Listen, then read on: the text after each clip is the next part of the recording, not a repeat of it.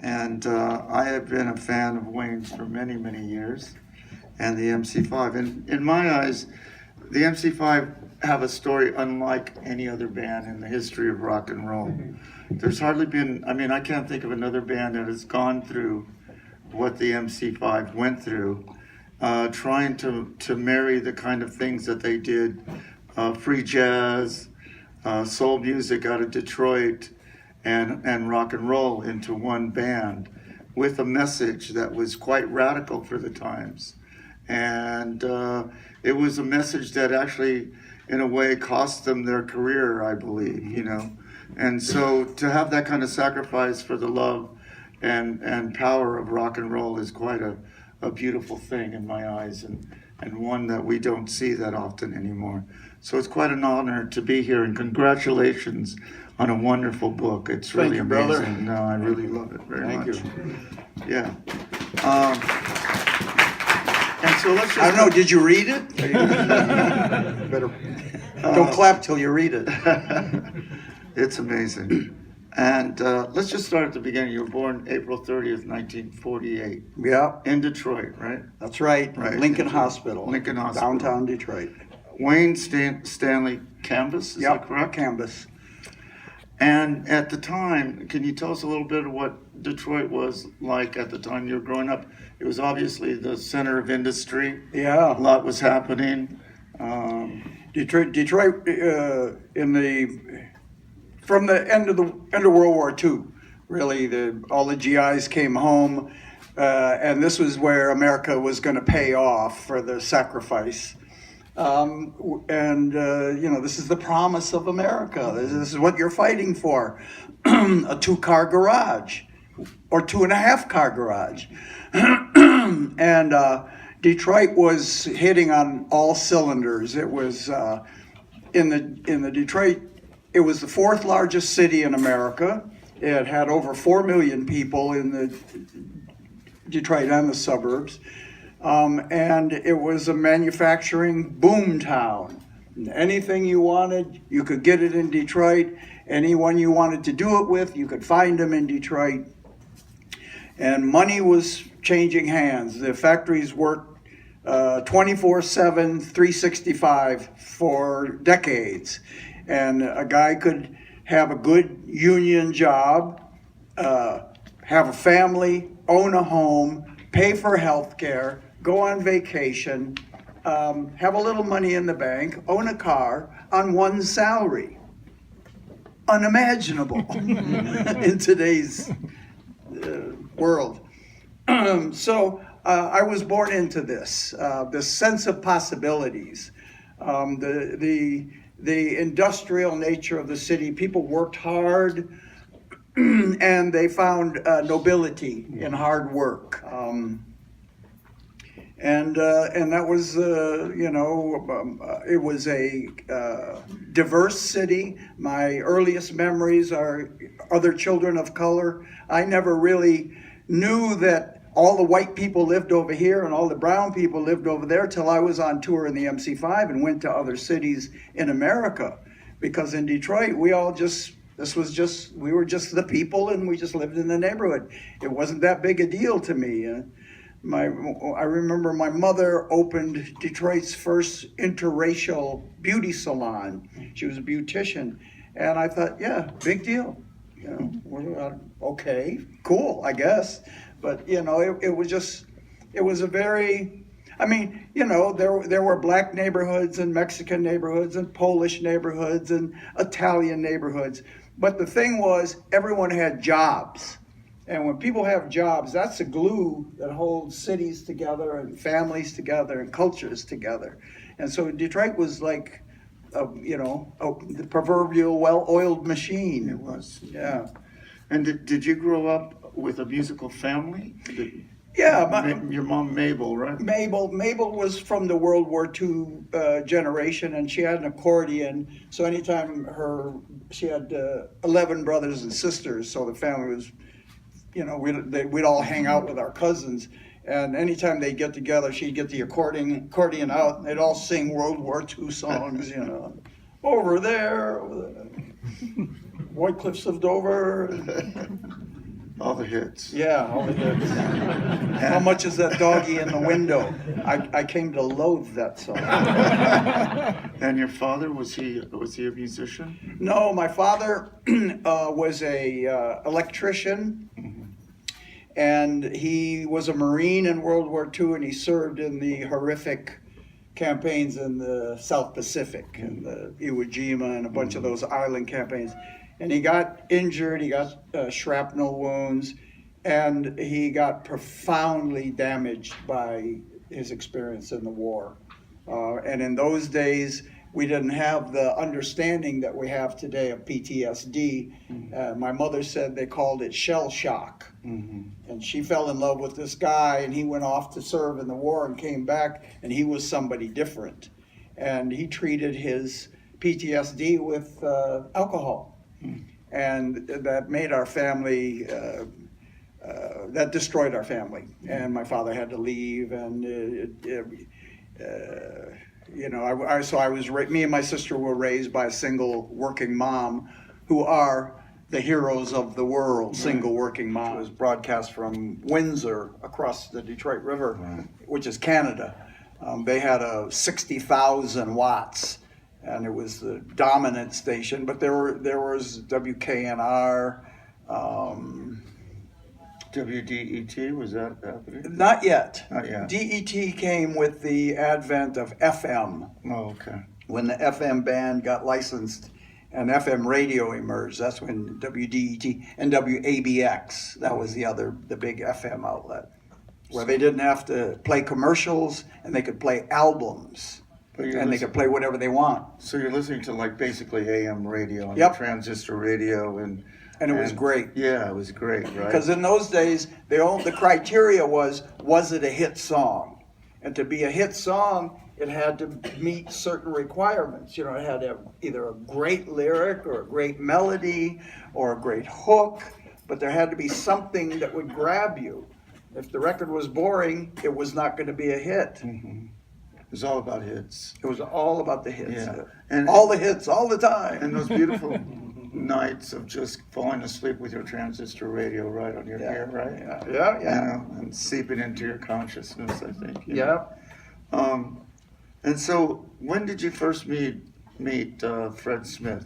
How old were you guys then? Well, I think I was probably in about I must have been 13 or 14, and I tried to join. At a certain point, I thought I could play well enough. I wanted to join a band, and there was so much work available in Detroit that the Sunday newspapers would have 2 columns in the want ads for musicians wanted. There was so much work because, you know, young guys work in the factory, they've got money in their pocket, they want to go to a bar afterwards and drink and party and meet girls, and so there was a lot of work, and so I started answering ads for guitarists wanted, but I was always too young. Like, the other guitar players were always older than me, and they were better than me, and I knew some of the tunes, but I didn't know all the tunes. Like, you had to know Hideaway. Oh, sure. So I knew the melody, but I couldn't do the break in the middle. You know, all these other guys, So I said, the best bet, I should just start my own band, and it was a path of least resistance. And so I started asking around at school, did any kids know of other kids that might want to be in a band with me? And someone suggested, you should meet Fred Smith. I think he plays the bongos. I thought, a band needs a bongo player. Okay, where is he? Is that kid over there? So I went over, and we met, and I liked his company and enjoyed being with him, and found out that he owned a guitar. His father had a guitar. Oh, cool. And so I spent one summer going over to his house, and I just show him everything.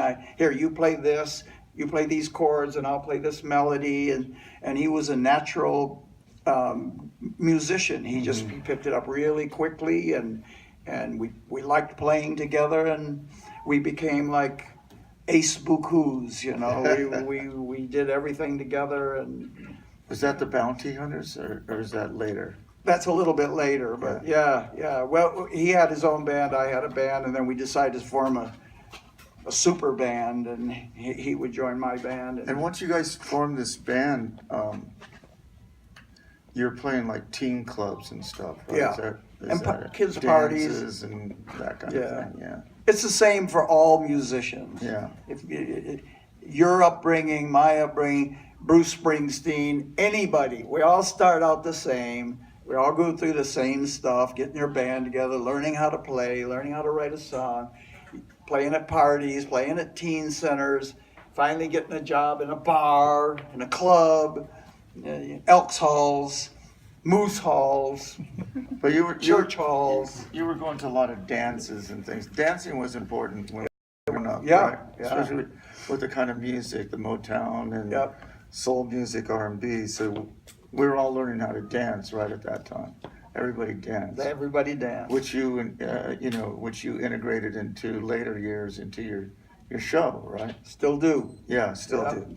You got new moves now, I've heard. Got new moves. So then when was the actual kind of formation of the five then? Well, there's a lot of guys come and go and come and go and come and go. We started to formulate kind of a core group, and I had this friend in the neighborhood who was a beatnik, and he was a little older than me, and he was a brilliant dude. I mean, he had something on anything. Like whatever you wanted to talk about, he knew something about it. And he could draw and he could paint, and he had a cello that he scammed out of the school band, and he could make jazz-like sounds on it. Doo, doo, doo, doo, doo, doo. And he had a flute. He could play the flute, and he was a good cartoonist, and he was wicked funny. And I used to try to convince him about how cool rock and roll was. Like when you're in the band and the lights are shining and you're doing your steps and the sound is coming out, you're sweating and the kids are dancing. And he'd say, "Oh, that's corny teenage shit. You need to be listening to Cannonball Adderley." Well, that guy turned out to be Rob Tyner. Oh, really? That was Finally he came over to the rock and roll side. He heard these kids from England playing the same music he had been championing. Mm-hmm. He had been a blues fan for years, and deep into Howlin' Wolf and Muddy Waters. And also this white British band comes to him, and they're playing Howlin' Wolf and Muddy Waters. And so he said, "Okay, all right, the rock thing is cool. All right, so what do you want to do?" And that band was? Well, the Rolling Stones. Yeah. Yes, right. Sorry. No, that was great. I just assumed everyone would know who the skinny bunch of British guys that played the blues. Someone was asleep during the 60s or something. Some may not have been born. So awesome. So could you now we're getting to the MC5 bus. The Belle Isle police riot of April 30th, 1967 was the first riot I ever played. It was on my birthday. I was 19 years old. The hippie movement had arrived in Detroit that spring, and since the MC5 was a band on the cutting edge of the counterculture, it was only natural that we'd play the Motor City's first Love In. Belle Isle is a delightful city park in the middle of the Detroit River. The day had progressed peacefully enough with pot smoking and acid tripping and freaks of all stripes carrying on. When we took the stage, which was in a gazebo near a wooded area of the park, it was the peak of the afternoon and everything was going great. The crowd was pure Detroit, black and white, friends and strangers, and they all moved in close to see the MC5. I resorted to my technique of brushing the crowd back by looking the other way and then crashing into them as if I was so caught up in the moment that I didn't know what I was doing. Worked like a charm. Make some room, motherfuckers, I'm doing a show here. Everybody was having fun, and I enjoyed myself immensely. The sun went down, and the Detroit Police Department decided we weren't clearing out quick enough. There was a small confrontation with some drunken outlaw bikers, and the police threw down on them. The bikers fought back, and the crowd backed away from the mayhem. Police reinforcements arrived and started bum rushing everyone off of Belle Isle. We were just getting ready to leave as the cops got into position. They'd probably been rehearsing their lockstep and were overjoyed at the chance to use it. Not that anyone there posed a threat. This wasn't a cadre of highly trained Marxist revolutionaries. We were a bunch of regular folks, stoned out weirdos and Budweiser buzzed factory rats, simply enjoying a free concert. At first, it was a game, and when the police line came forward, everyone shrieked and laughed and ran away. But when the first heads got busted, the humor abruptly dissipated. The cops' violence was outrageously out of proportion to the situation. They seemed to enjoy their total dominance over the crowd. They were sadistic. Wanting to save our gear from being smashed, I hopped into an open bed pickup truck with some of the instruments. Michael and Fred piled in with me. We drove slowly towards the only bridge off the island where, to our surprise, a police roadblock had stopped traffic. The sun had gone down and it was now dark, and that was when the mounted police arrived. The mounted cops took a galloping start on people who were running away and clubbed them like they were playing polo. Giddy up, whack, pow, score. Women were screaming, blood was gushing, men were cursing at the cops. The trees were backlit by police headlights and spotlights. Everywhere I looked, another horrific scene was going down like some unholy Chinese shadow puppet show. After traffic started backing up on the bridge, the police finally let us drive off the island. We finally got back to our headquarters at the artist's workshop and started putting out calls for help. I made inquiries into hospitals and jails as to the whereabouts of my sister Kathy and our other missing friends. I was outraged at what had just gone down. The line had been crossed. Never again would I believe the myth that the police were there to protect and serve. Later that summer, this became even clearer when the Detroit Police Department enacted one of the worst outbreaks of police violence in American history. It wasn't black people killing white people any more than it was black people killing cops. It was the police who were doing the killing.